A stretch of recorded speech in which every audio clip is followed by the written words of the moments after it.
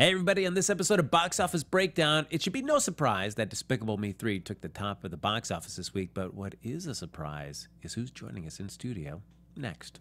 Welcome to Popcorn Talk, featuring movie discussion, news, and interviews. Popcorn Talk, we talk movies. And now, here's Popcorn Talk's Box Office Breakdown. Hey everybody, look at this! Everybody, welcome to Box Office Breakdown. God. Yes, of You're course. just that excited. You're like, what? Welcome to Popcorn Oh, Talk. see? So excited we're That's doing it how it's going again. News and interviews. We're doing it. Popcorn Talk, Yes. We talk Okay. movies. And now, here's Popcorn Talk's Box Office Breakdown. It was so important to play that intro twice because Yes. this is a truly momentous episode. It needs is. to be acknowledged as such. Welcome everybody to Box Office Breakdown. Of course, this is the show where we look back at the box office that was, and then we like to prognosticate. yes about the box office that lie ahead. I'm one of your hosts, Frick Moran. You can follow me on Twitter and Instagram at HappyGoJackie.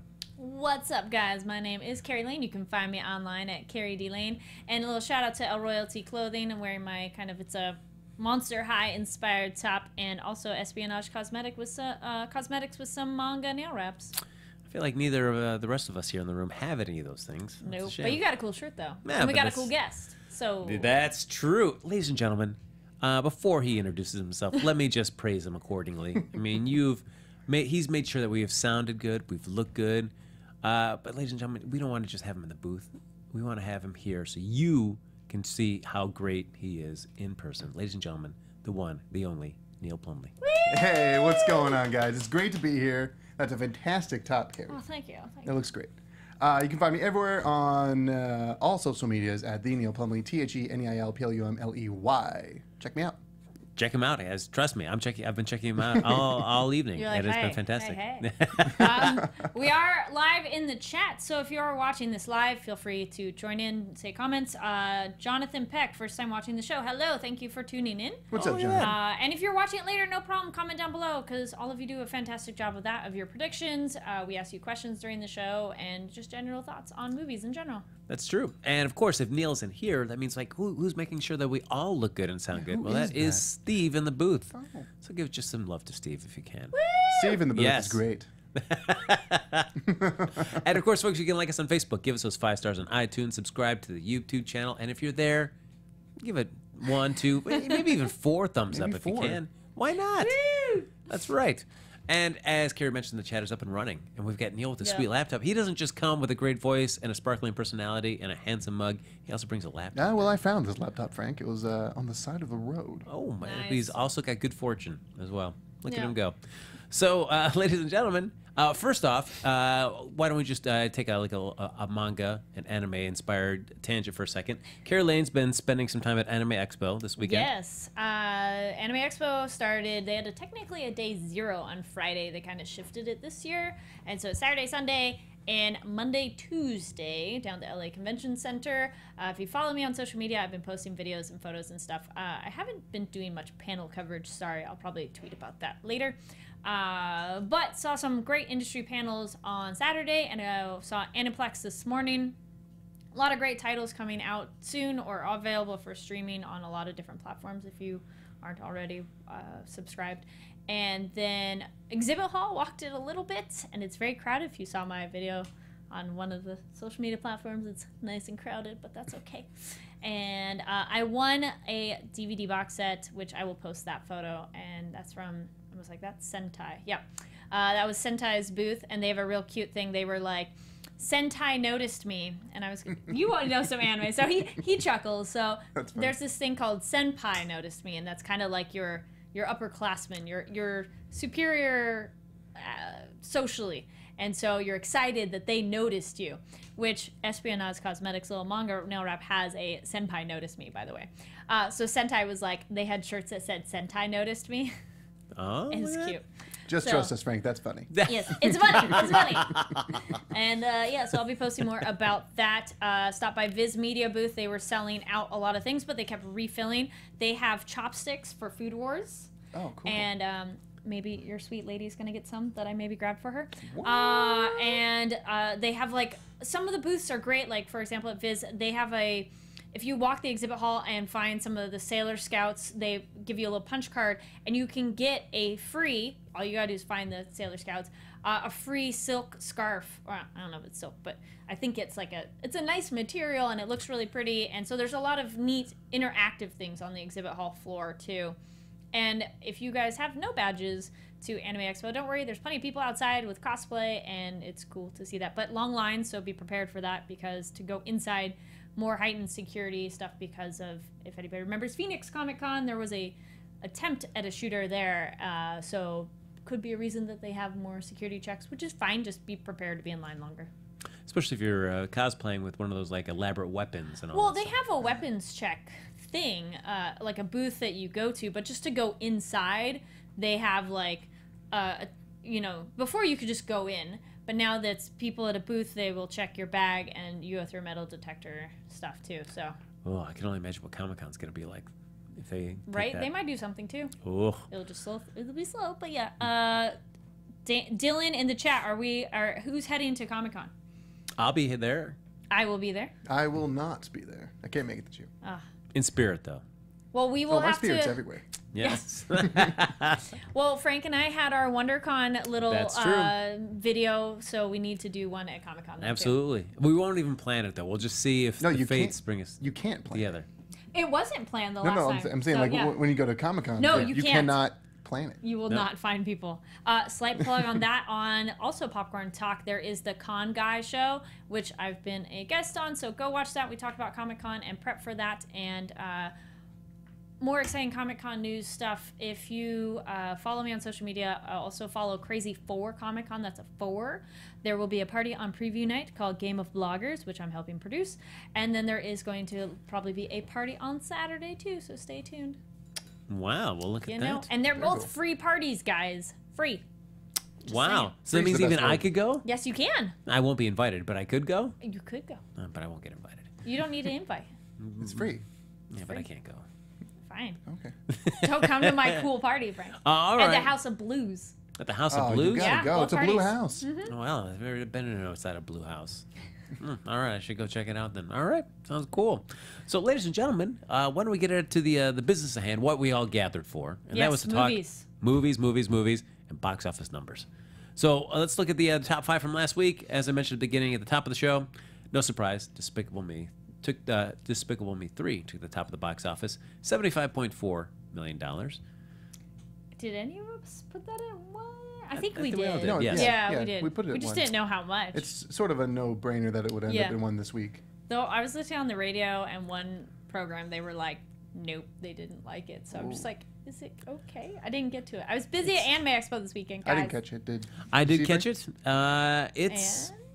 I feel like I want to like this franchise more than I do. Okay. And the movie's fine. I feel like the minions were like completely just unnecessary in this film, and the stuff that they're given to do wasn't that entertaining. So yeah, I mean, but others, the Gru stuff and the kids, it's fine, So it was just fine. It was just a fun movie. Yeah. Although I admit the villain voiced by Trey Parker, he's like an '80s kids TV star that kind of turns evil.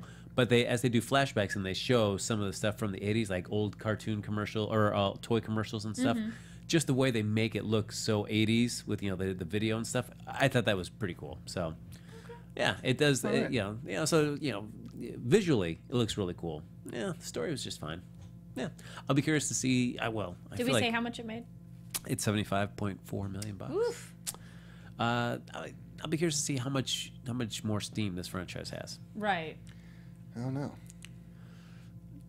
I don't know. Well, it's hard to tell with this year because a lot of franchises aren't doing that well this year come around. Yeah. So I don't know. But I feel like Illumination. I mean, I feel they had Sing and they had Secret Life of Pets, and I feel like they did great numbers, but I don't know if they really grabbed them so much that they want to keep doing more and more films in those franchises. So now, Frank, what do you think of this? Emmanuel in the chat says the Minions are probably being saved for their sequel movie. Pass on that one. Okay. Yes, I will pass on the Minions. I mean, they're fine in small doses. I don't know if I need to see a film. A little of them goes a long way, and if you put them as the focus of an entire film. That's like, oof, okay. Yeah, but Fair enough. it's tempting for them because that's the major selling point. True. If you go, I mean, if anyone's been to Universal, any of the They have Universal the parks, Minions that's ride. most of. I mean, yeah, there's a Minions ride, Yeah. but that's also most of the merchandising because it's easy. You can make little Absolutely. squeaky toys. I mean, I have a squeaky. I don't even use it. A little like stress minion. Oh, do you? It's on my. I don't even use it. I forgot it was there until today, and I was like, oh, what's that doing here? Did you start using it then? Yeah, I was upset by how I didn't know it was there. So you needed to stress the. Yeah. But that sort of puts Illumination in a tough spot. I mean, as tough as you can with having a popular, merchandising character. Right. Yeah. But I think if they wanna rock those minions a little harder in the sequel, for like if they have a standalone sequel coming up, then they're gonna have to do something different. Oh yeah, I would think if everybody looked at that franchise, I would think, rank the Minions standalone film as the least favorite amongst them. I don't know anybody that'd be putting that up above any of the other 3 films that have been Right. out. So, given that, I don't know if I really want to see a sequel of just the Minions. Maybe less is more with minions. Fine, but but the bad thing too is like there's so little of them in this film, and then they also give them really just a dumb thing to do, and you're like, okay. Yeah. Yeah. Julie in the chat says, I think there is still a Minion craze. I imagine they sell a lot of toys. I think so too. I'm confident they do. I mean, yeah, you walk around like Target, Toys R Us. There's plenty of Minion merchandise there, just Yeah. waiting for you to buy it. Coming in at number 2, and the reason that we had to have Neil here in studio, Edgar Wright's new film Baby Driver. That was also the subject of last week's box office bet. I came in at $14 million. I feel like I'm the losing man on that end because What did we it pulled in say? $21 million. Were we in the 30s? Well, I did 35, and Kari did 40. Oh, yeah, I went way high. Also, then I guess I'm okay then. So I think that means that you squeaked Yeah. away. Oh, all right. Double Well, look on at that. one. Well, all right, Okay. Kari Lane, another film for you to go see. I know. But It's Neil and I, But I definitely do wanna not- see it, Yeah, so. it's not going to be an eyesore Yes. at all. no. But Neil and I have both seen it, and sure, you can listen to me prattle on about it, but let's listen to the man who's been jonesing for this film for so long. Man, I've been jonesing. I've been jonesing when because I'm just a fan of Edgar Wright, so I've been looking forward to this movie since I heard it was announced. Right. It was announced as a heist movie with Edgar Wright and like all these characters, and I was just like, this is gonna be it, man. And then it premiered at South by, and expectations went way up. For those who are going to see the film, and probably my takeaway. I'm glad I caught myself before the movie came out because I was just like, I get really hyped and I just watch trailers because I'm just so excited. The American trailers are misleading in the sense that they make it seem like a nonstop action thrill ride, which is not what it is. If you're gonna watch, an American trailer. it's an American trailer, and it's a British director. You have to remember that. If you're gonna watch a trailer before the movie to like sort of bring yourself down, watch one of the international trailers. They do a much better job of setting the tone for the movie, and I'm sure you'll agree with me, Frank. The tone of the movie is a lot slower than a lot of people will probably be expecting. True. The music choices are much like bluesier, and I heard everyone's loving the music, though. here's the thing. It's probably the first and maybe only time I'm ever going to say this. It was music nonstop. Okay. It was music for the entire movie. But did you like Oh yeah, no, Okay. the music was fantastic. It was Because I was like, there's some other movies that do music nonstop where you're just like, oh, turn it off. no. I thought all the choices were great. Good. I thought it really set the tone for each individual scene, and Baby is in every scene. So it's sort of like his attitude coming, being portrayed to the audience. Like what's in his head is the music that's playing for everyone else to hear. What do you think, Frank? Like the music. Hearing all the talk about it, and even hear you talking about it before I'd seen the film, about the music and the soundtrack, and I was listening to it, it's like, But that may just be because I'm not a huge music buff or music lover. The song choices, I was just like, meh. It didn't strike a chord to me. But just in terms of their use in the film, they worked well for where they're at. But I just didn't feel like this is not a soundtrack that would make me rush out to just go buy it in and of itself. Oh yeah, well I mean, I probably would, because I thought the music choices were just really cool. Like I would just put it on for just like a casual evening, and that's sort of what I want some of the viewers who haven't seen the movie to take away. This is a soundtrack that you would put on for a casual, chill evening. So it's definitely, and since the music plays the whole time, this definitely isn't like I said, like a nonstop thrill ride. There is some great just camera work in here too. That at the beginning of the film, after everything that happens in the inciting incident there's just like a long tracking shot that follows Baby as he walks from one building, goes get coffee, and then comes back to the building, and it's just so nicely done. Yeah. That shot really stuck out with me. I read that the Steadicam operator did that 24 takes on his first day on the film. Yeah. And that's and in that scene, I don't know if you noticed, but the graffiti. Yes. Yeah. Okay. It just punctuates some of the moments from like the songs and stuff. So which yeah, is cool. when you see the movie, just notice the graffiti because it helps. And even like on certain points, there'd be some graffiti, and some of it would make sense, and then on its way back, it would. Yeah. It was pretty fantastic. It was just because it was one of those where I'm just watching it and enjoying it, and then realizing as he's getting back, like, oh my gosh, they've never cut from this scene at all. It was just a really just nice put together shot. It's sort of a kind of a throwback to the Shaun of the Dead single take. Yeah. They did two of those in that movie actually in the beginning. I don't think they'd be compared, but Stardrew says, what can you compare to Drive with Ryan Gosling? Oh, very interesting, actually. Okay. I read this somewhere because I was reading some reviews after I saw the movie. And one of the things I read was, this is Baby Driver is the movie that everyone thought Drive was going to be when they saw the trailer for Drive. And Drive sort of started off to be that movie, and then it sort of ended up being something different. And so this, and I agree with that, like probably 70% of its statement. But yeah, this definitely feels like it for like first expectations of what people thought Drive was going to be. This sort of was around like 70% of what people expected. Yeah. Sure. Yeah, there's some great, and I didn't realize after watching this that Edgar Wright was such a huge lover of like those, just like car pursuit films, car chases and stuff like that, and it's shot really well in this film. Oh yeah, really well. So all right, in terms of performances, we've got Kevin Spacey, John Hamm, Jamie Foxx. Out of those three, where would you kind of rank them in power ranking those performances? I'd probably put. I mean, Jamie Foxx has more of the hard lines, and he has more of the attitude, so he gets to show off a little bit more as sort of that kind of character. Yeah. But I'd say out of those three, probably John Hamm stands out the most to me, because it's a character in movies that we haven't seen a lot from him. True. And I appreciate that. Yeah. It's Kevin Spacey's like the way that he was. What happens towards the turns that his characters make towards the end of the film. I was like, I don't know if I would have bought those turns given what I'd seen of him already. Yeah, that's another little point that I thought I should bring up is that Kevin Spacey's not his acting, but the character is probably one of the weaker ones. Yeah. Maybe besides like John Bernthal, who's listed in the trailer, but he only has like a couple of scenes. I was really expecting more out of him. It would have been cool to have more of him. Yeah. It probably wouldn't have been enough time for it.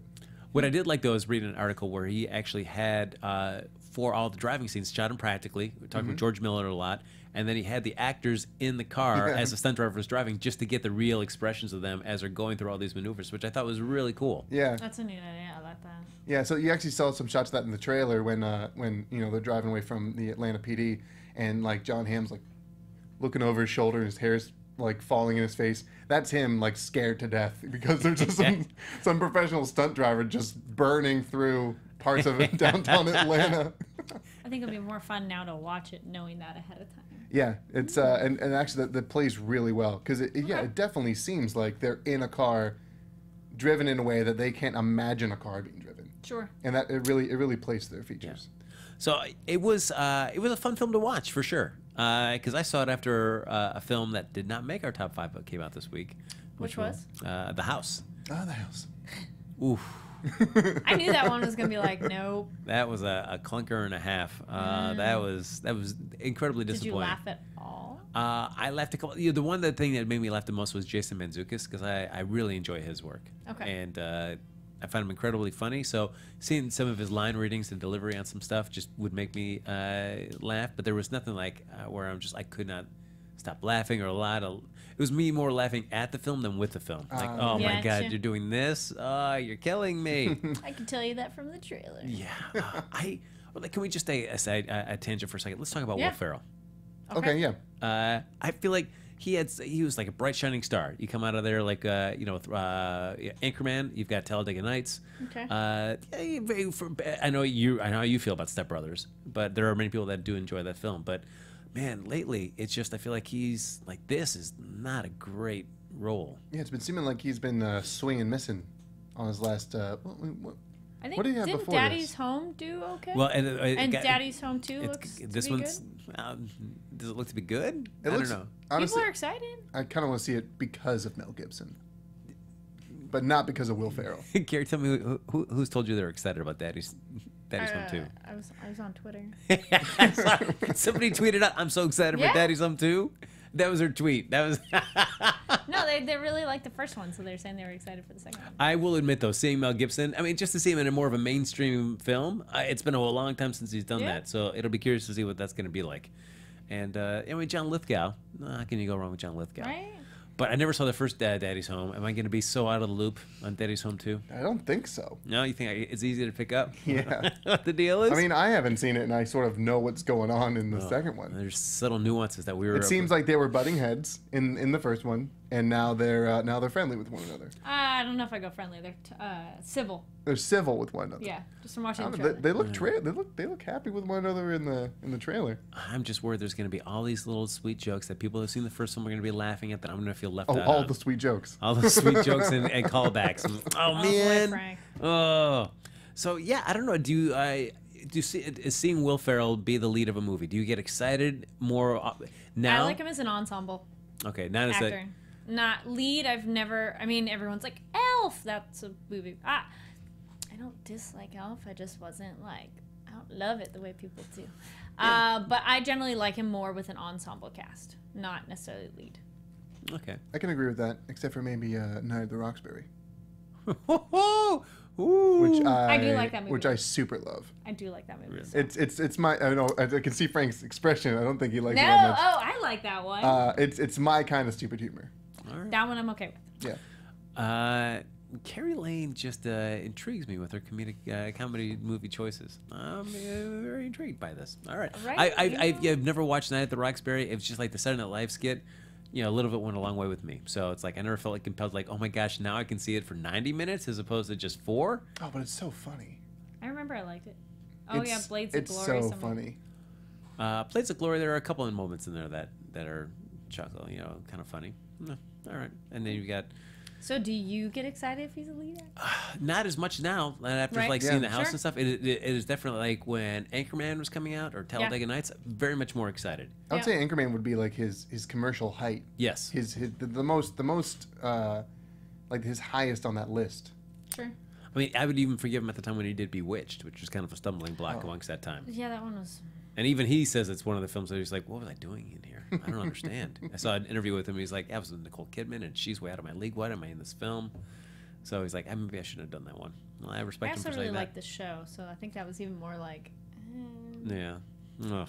All right. So that's my Will Ferrell tangent. Thanks for indulging me on that. What about the other guys? It was okay. I don't mind. I have to admit, I don't mind seeing the two of them as a comedic duo. Ferrell and Will Ferrell and Mark Wahlberg. Yeah. I didn't really like other guys. No. No. No. All right. I think Mark I do have Wahlberg. very interesting, peculiar taste with comedy. I know that. I know I do. I think Mark Wahlberg sort of successfully sidestepped his way into comedy, which is beneficial for him because he was. I don't know if it was after, and I don't know if it was because of The Happening, but it was definitely after The Happening. I was sort of like when movies would come out starring Mark Wahlberg, I'd be like, and then you'd see him in some comedies and be like, oh, okay, that's refreshing. Yeah, that's true because it's like Perfect Storm, Italian Job. You're like, yeah. All right, I'm digging this. And then The Happening, and you're like, ooh, I don't know. And then Yeah, and then he had Ted. I think it was Ted like his. Ted was great though. Well, because then he also See, had with that Date one I Night too. liked. He had a bit Yeah. in Date Night first, but before that led Right. to Ted. Even we're Ted probably 2 was missing. fun. We're probably missing a few, like Four Brothers. We're missing. No, yeah, no. There's was- definitely others ones in there. Yeah. Don't have Google at our fingertips exactly. And now Because look at we're him. He's focusing doing on the like show. AT&T cable commercials. Oh my gosh, he's all over the TV. That's right. Just I was pumping. gonna say, speaking of that actor, Yeah, look at that. He also stars in our number 3 film, Transformers: The Last Night. 17 million, a 62% drop. Not surprising, given how frustrating that movie made me. That's a big drop. Yep. That's like a Batman vs Superman drop. Yeah, and that's something that Paramount's really got to look at for sure. Because they need some aloe for that burn. oof, yeah, It's like, oof. yikes. Yeah. Neil, you've got to see it, right? No, I haven't. No, I didn't get to yet. All right, well, fine. Be that way. Number 4, Wonder Woman, and yeah, as Neil and I were talking before this, it pulled in another 16.1 million, but it's only a 35.4% drop. It's really holding strong. Yeah. Oh yeah, Frank and I were talking about this before the show, but this movie has fantastic scene behind it. It's in its 5th week. It's at the lowest spot it's been in the top 5, which is number 4. And I think some numbers higher than it in the top 5 this week will actually drop below it next week. For sure. For one, Transformers has got to go underneath that. Yeah. There was a really good article going around Facebook. I don't know if it's online. It's probably online elsewhere, but I saw it through Facebook. And it was a costume designer talking about the wardrobe in Wonder Woman and talking about how with wardrobe you can see where they got their inspiration and saying how the new Wonder Woman actually has inspiration from like real life armor from a lot of Romans armor, and they showed photos of like and connected it, and I was like, that's awesome. Yeah, and I so saw it's that just same really thing great. too. Yeah, really nice and historically accurate, like interesting and Like just the cool. like the was it The alligator, crocodile? yeah. Yes, that was cool. Like that kind of Nielsen was kind of and similar then to the what she wore. layering leather. They were talking about like the mythology / truth of like cutting off the breast because of the archery, and they said they had put a metal piece on their breastplates on that side for that. I'm like, okay, they thought of a lot of stuff. This is great. Yeah, no, that was it's not just they didn't slide by with that. They did their research, which is cool. It really shows off. So, and finally, out our top 5, Cars 3, another $9.5 million. Man, that was a 60% drop going in there into week 3, which is it's better than 2, and yeah, it's a shame but to see it also kind of drops so Despicable Me rapidly. came out too, so I already saw Cars. Go that one. Yeah, I know, but I like this one much better than Cars Sure. 3 is much better than Despicable Me 3, at least to me. Okay. I felt that those emotional beats much more in that film than I did in this one. So, but I was alone in that thought because Despicable Me 3 snatched the top spot for the weekend with $95.6 million from 52 markets. That listed total to $116.9 million after the film had begun early rollout 2 weeks back. Combined with the domestic, the global total to date is $192.3 million. Wow. Yeah, and there's still a lot of major markets left and coming up in weeks to come. I said "come" in that sentence many times. I should stop that. At the same time, the last week's leader, Transformers The Last Night, took a 66% drop for a $68 million second weekend in 44 markets. That gives Michael Bay's Paramount Action 5-quel, I say that, an international total of $327.8 million. So it's closing in on $200 million in China, and has his lead market by far at $193.5 million. Although Transformers 5 will not touch the record heights of its predecessor there. So that's fine because it's not a good movie. You're like, nope. That's perfectly okay. Yeah, and speaking of Wonder Woman, though, it's powered past $700 million worldwide with $707.9 million to date. And it's holding strong in her 5th week and has lassoed in $362 million overseas, and it hasn't even opened in Japan yet. So, Wow. yeah, should be an interesting opening there. And, of course, Disney's Pirates of the Caribbean, Dead Men Tell No Tales, also crossed $700 million globally, aided by aided by a strong 2-day debut in Japan, which is typically a huge market for that series. Did you hear the new Disney news that they're trying to change up the auction scene? Yeah. Oh, yeah. For Pirates, yes. Yeah, I guess. It's one of those like another AfterBuzz host on Disney Movie News wrote about it, Leo, and people on Twitter were like hating on it, and it's just like, I mean, I understand like you want to keep it the classic ride, but why not update it and change it up? You know, like they changed it to make it the Johnny Depp version of Pirates, so you could make some more changes. Yeah, I mean, I guess it's like those purists that say like, oh, attraction should come out and just remain, into the time that it was created. Right. We should see that as like just like a look back in a window in history, and then others could see it as like something that should fluctuate with the culture and the times. It should I change miss the appropriately. Swiss Family Robinson house, now the Tarzan house, but that's okay. Oh, That's right. Are we looking forward to your article soon coming out? I'm not gonna argue that. I just remember when but see, it's one of those, like, I was upset when it changed, and I'm like, all right, this is kind of cool. But it's like, don't change Jungle Cruise. Is it still called the Tarzan house? It's Tarzan's, yeah. Is it all like ruined and destroyed from like after his family was killed in that house? They do have the beginning, yeah. Oh, really? Because they have the Jaguar and they have the first bit. Like, it takes you through the story of it a little bit. Oh, nice. Yeah. And then Have you not gone through this? I've not gone through Tarzan's house. If I can slide on the trees like he does, where he skates. No, tree but boarding. Yeah. Can I do that? No, but they have some ropes at the end that you can climb. And you can run from a live jaguar. Oh, what? That's sweet. Yeah. It's probably the most No, they have entertaining other thing. interactive things too. Like when they have the pots and pans that they play, they have little stuff that you can make noise and musical, and they have interactive things with it. All right. It's cool. If Phil Collins' soundtrack play throughout there as you're walking Do they around? have the music? I don't know. I don't think they have the mute. They might. they I really can't actually should. recall. If they not, they should. Yeah. All right. Well, I guess I'll have to check it out sometime. And Neil's favorite film of the year so far, Neil? Would you say Baby Driver? Where's this rank on your favorites so far? It's right. It's going toe to toe with Wonder Woman in my head right now. Okay. But Baby Driver is it's just a fun movie. It's just so much fun, and it's such I don't know. Yeah, I think I'll put that at this moment. I'll put that at my #1 movie for this year. All right. Now it's also Sony's film is open stateside. It got off a $6.8 million start internationally, with the UK the only major play, and the Edgar Wright helm pick will see a long play out over the course of the summer. So it's going to be opening up in many markets throughout then. I'd be curious to see what the final results are for this. It was nice to just see an Edgar Wright film, I mean, as much as Simon Pegg. It was just nice to see him do a film without Simon Pegg and just see what that was going to look like. He actually said that the writing process was a lot harder for him because he's normally writing with someone, and so he actually what actually played to the film's strength is that he said that he would go into like a coffee shop or somewhere quiet to write, and he would not start writing until he found the perfect song to write that scene to. Which is funny because in the movie, Baby won't start driving until he finds like a proper song to drive to. Yeah, and it's interesting. Like if something distracts him or something happens and it causes them to kind of get out of sync with the song, he will like stop and rewind the song. Like, don't go, wait, and then have to rewind it to get him to go on again. It was just interesting, just how much of music just obsessively plays into the way he views his entire life. And honestly, that was probably one of my most enjoyable moments of the movie when he was like, they're like, all right, let's get ready to go. And he's like, wait, no, hold on, I need to start the song over. Hold on. Okay, now go. That's right. And then they start doing the thing, and though. it's like to the music. I love that so much because I operated much in the same way, at least when I was starting to drive when I was younger, and I would play music in the car, and I'd come to a red light and a cool song would start, and I'd be like, no, we're pausing you. We're gonna wait till the light turns. Oh, it's great, and then just play it. So now, of course, we're going to do our box office bet later in the episode. And sadly, is this usually something that the viewers get to vote on? But we only have one film coming out this week. And that's Spider-Man: Homecoming. It's only one, but it's a great film. So Hearing good.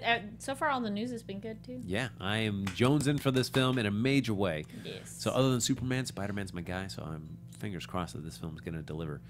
They've said in articles, I was talking with Neil about this before, that there's many things that have not been shown in the trailers. Good. Yes, which surprises me because I feel like they've told us everything in this trailer. So, but we'll see what happens. Regardless, that's going to be the one film that we'll be doing the box office bet. So before we do that, though, we're going to do a little box office rewind, look at somebody that's going to be in one of the films coming up this week, in this case, Spider-Man: Homecoming, and that's Marisa Tomei. Yeah. Yeah. I just want to take a look back at her top 5 films. Starting off at number 5, Trainwreck from Universal back in 2015. Opened up with $30.09 million. Wasn't a bad movie. I liked it. Yeah. Didn't love it, but like. Yeah. Hmm. No, like Neil's it. not a big fan.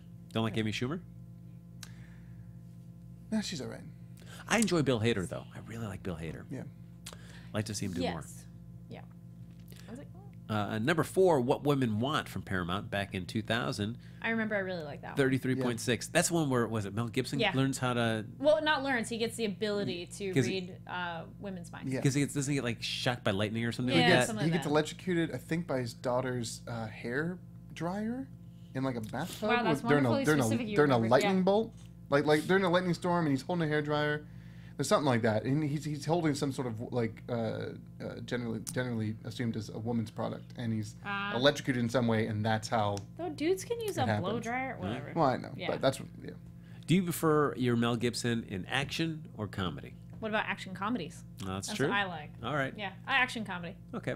I prefer. You know what? I was gonna say comedy, but I just remembered that he was fantastic in The Patriot. So I might have to say action. Oh, all right. Yeah, that's more of a historical drama, though, I guess. No, Roland Emmerich is not giving you like that's it. It's not historically accurate at all times, but there's some cool action in there. The names and places are sometimes. Yeah, and then that's it. But I'm always a sucker for Lethal Weapon. That's why I said action comedy. Great point. Yeah. Coming in number 3, Wild Hogs. Oh my goodness. Oof, oh my gosh. 2007, $39.6 That was million. a massive misstep I felt for John Travolta. Oh man. Well, yeah. Yes. I feel if I saw it, I totally don't remember it. Like, more so for him or for William H. Macy? Don't you think it's like, William H., man, you're better than this film? No, because I mean, maybe he wanted to have fun. Yeah, of course. We've seen William H. Macy in just silly movies that like he may or may not care about. But Travolta, I mean, I don't know. Mm-hmm. I don't know. I've never actually seen that film from beginning to end. I think I've only seen like the beginning play like on a TV. And you're like, nope. And I'm like, no, I don't need to see this. I saw the middle bit. You saw the middle bit. And it was not great, Frank. It wasn't good. I feel I did see it, but it's been blocked from my memory. Coming number 2 for her, Marisa Tomei, Anger Management from 2003, $42.2 million. I liked it. Pretty good. It didn't stand out in my memory, but I remember I liked it. It was all right. Yeah. It didn't do much either way for me. And number 1, no surprise, Captain America Civil War. Came out last year, $179.1 million. Wow, that's a big opening for that film. That's a big opening. Yeah, that's for sure.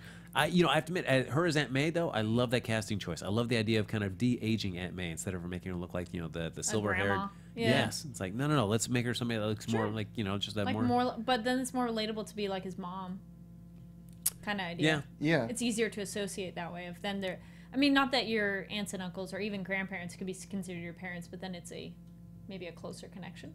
Yeah, because it always kind of, even with the current Aunt May right now, it always seems so weird too that there's such a huge, it appears to be such a huge age gap between Peter and Aunt May, and you have to think like maybe that Peter's mother is a way younger sister to Aunt May. I mean, this is not going off the technicalities of the comic books or anything, but what if it was more like not biologically aunts? Like, have you had that where you have family friends and you're like, that's Aunt so and so, but you're not actually related, but they're generally much older? Well, yeah, that could be a connection that way. Well, I believe the connection is it's Uncle Ben and Peter's father are brothers, so.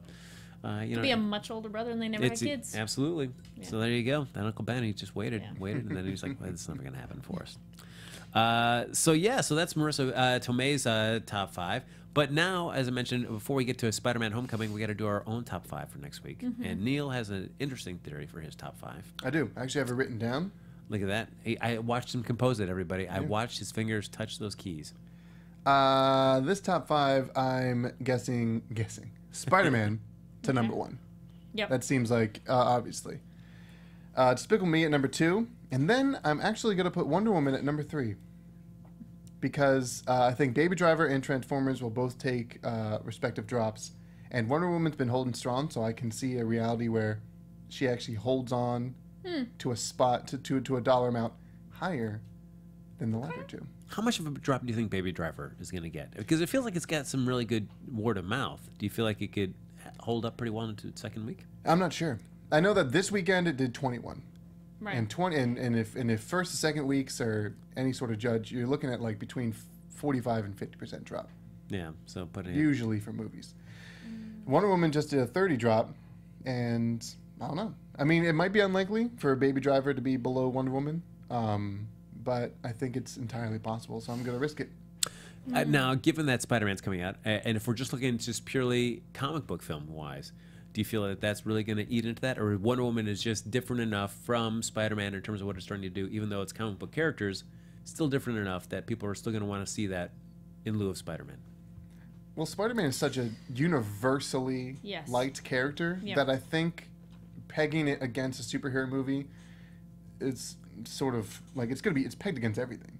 Everyone loves Spider-Man Yeah. in America. It's a very recognizable character franchise. I doubt there's many people who, like, if you had an image, they'd be like, I don't know who that is. Who is this guy in this Yeah. red and blue? Yeah. With his webs and he's crawling up walls. I'm gonna agree with you, but just to be different, I'll do I agree. Spider-Man, Despicable Me. I'll keep Baby Driver there. Wonder Woman, Transformers. I like your theory though, but just to be contrary. I'm gonna swing for the fence. Yeah. I love it. I love it. Neil, Do it. yeah, Yeah. he's a maverick. Look Yeah. at that. A trailblazers, we like to call. I'm going to go with Kari's. I just want to, because Neil, I'm going to believe in your own film that you love so much more than you do. And say that Baby Yeah. Driver Yeah. can, See? can stay. Right? Yes, my stay own strong. film. I Yeah. had a like hand it's mine. in making this movie. That's right. Baby Driver. Oh yeah, you totally is. So, before we do our box office bet for Spider-Man Homecoming, real quick, general poll. In terms of Spider-Man films, are you a fan of the Tobey Maguire Spider-Man films, Andrew Garfield Spider-Man films, or Nicholas Hammond Spider-Man TV movies films? What about the cartoon? We're talking live action. Gosh. Gotta be live. Well, I think we can all agree that Nicholas Hammond just goes to the bottom.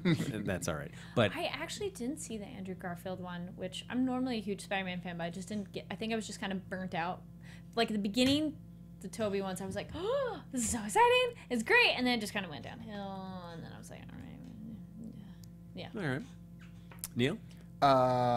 I'm taking Sam Raimi's Spider-Mans over most superhero movies.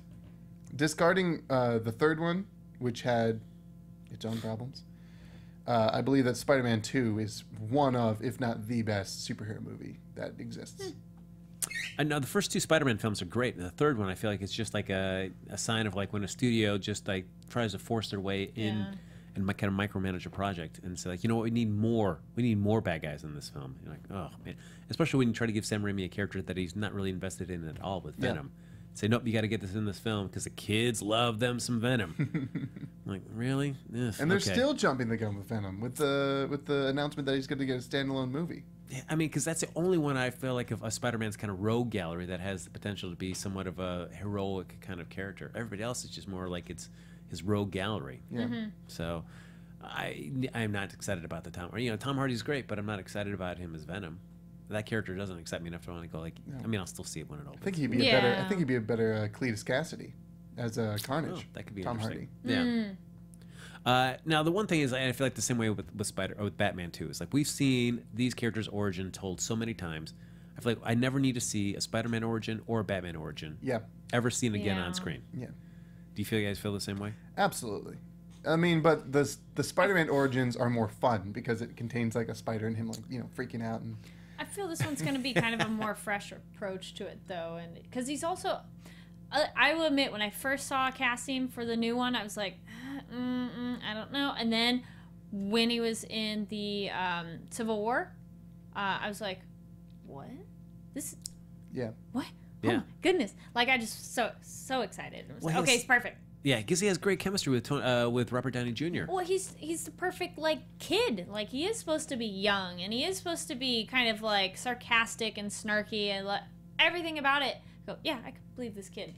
Yeah, and they gave him great one-liners during the Yeah. fight too. Like Yeah. fantastic. That was one of the best parts of that movie Yeah. because he was just like, "Oh, you dropped this," and then like throwing like doors But that's at what people. he's that's what he's supposed to be. It That's what I remember felt from him. like Spider-Man. It Yeah. didn't feel like them trying to force it on us. Yes.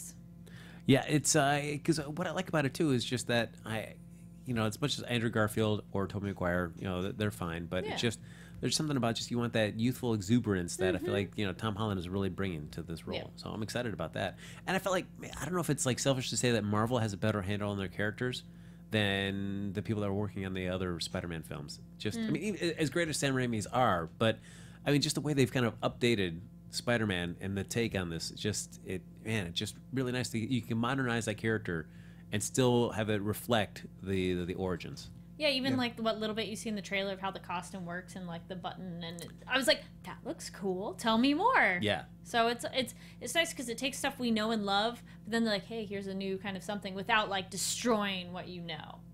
Yeah. So I'm curious. It's and just you give him the underarm webs under his arms. It's like, all right, you had me, guys.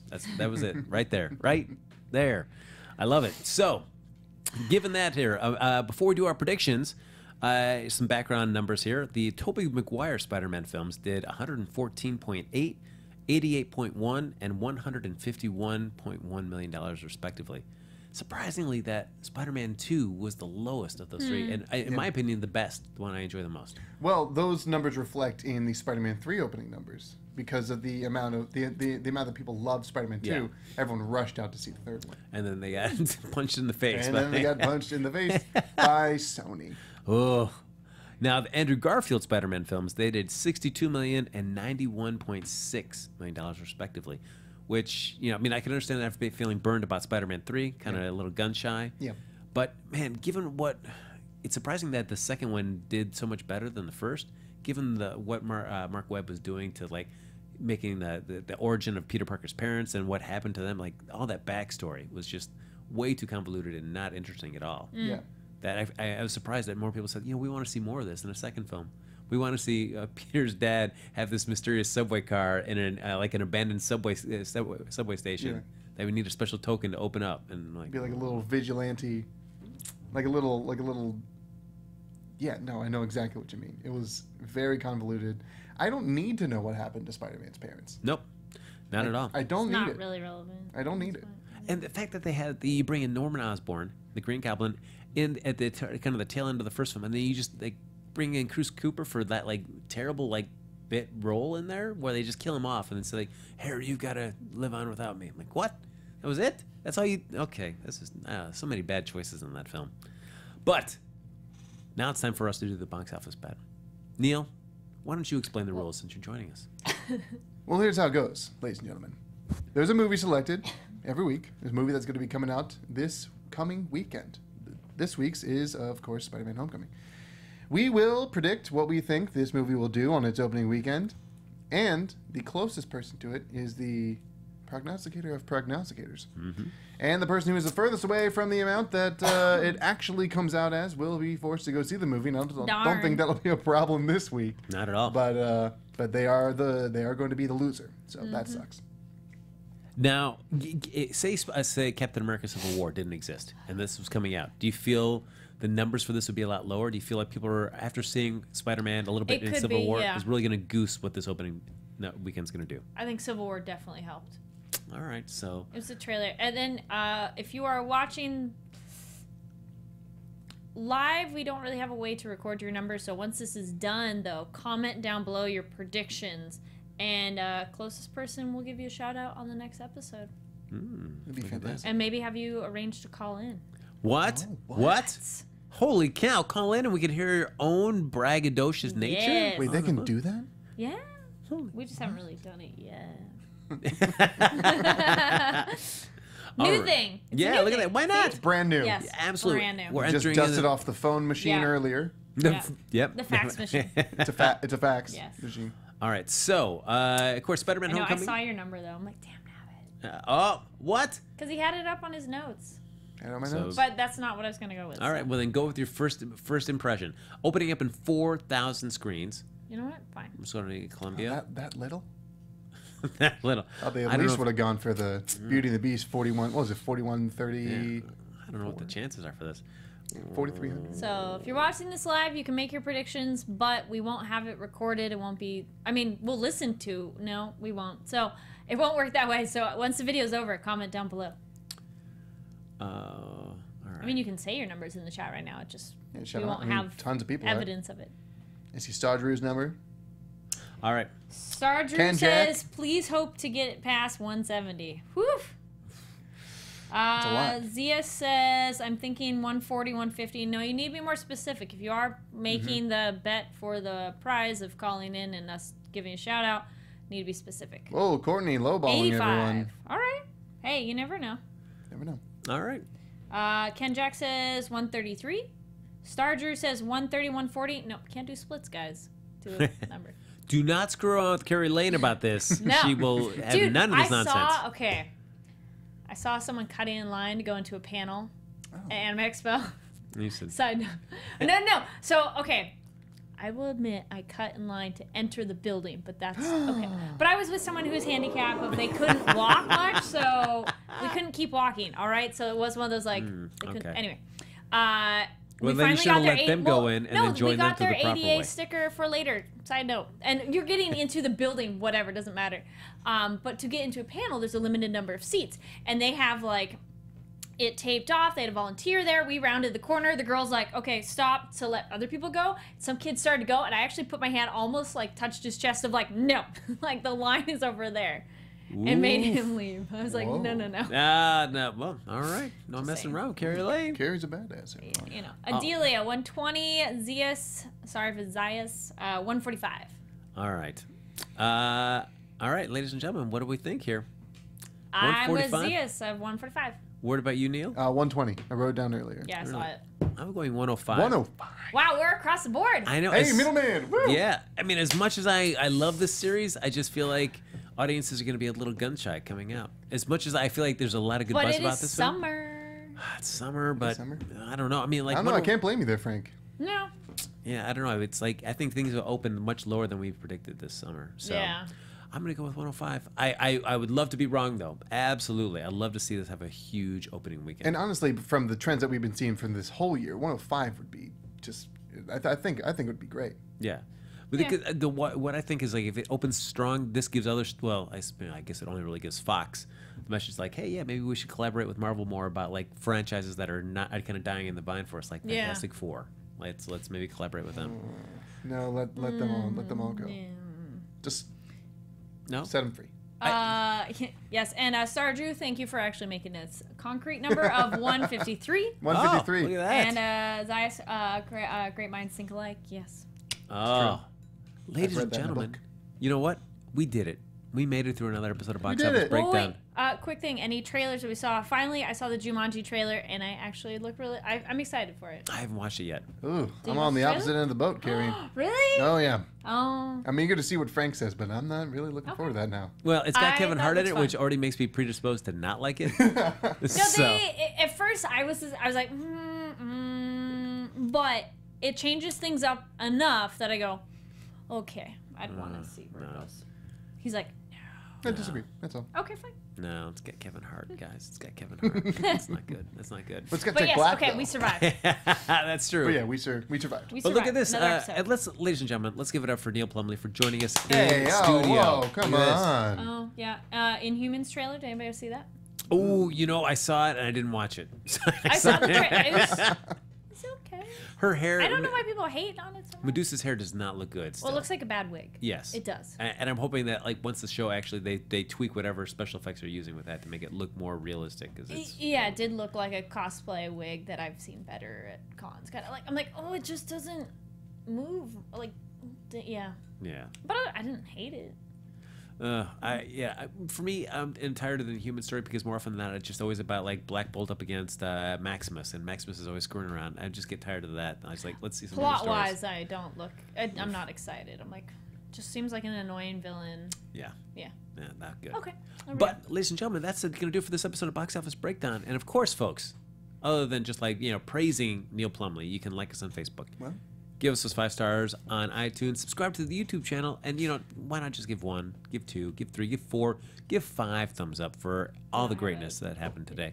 And as always, folks, you can thanks for hopping in the chat. You make the show so much fun to do. We appreciate all of that happening. And as Kari mentioned, comment down below afterwards.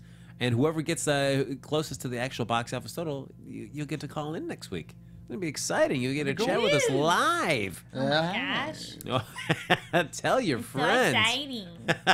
But if you want to continue the conversation with us even after the show's over, you want to tell Neil how great it was to see his face and not just hear his voice, Neil, where can they find you? You can find me and my face at all over social media at the Neil Plumley. That's TheNeilPlumley. Let's hang out. Oh, yes. Awesome. And my name is Kari Lane. You can find me online at Kari D Lane. That's KaridLane. And you can see better pictures of the espionage cosmetics. They're like manga nail wraps, and they're just so fun. Perfect for Anime Expo. Other times, too. And yes, I have photos for the El Royalty clothing, and you can check out her other items, which are really cool and like kawaii, funky fashion. I mean, I think Neil and I would look great in these. It'd be I awesome think to you have the could do. They opportunity. have lingerie, too. I would Now love to. you're speaking my language. Yep.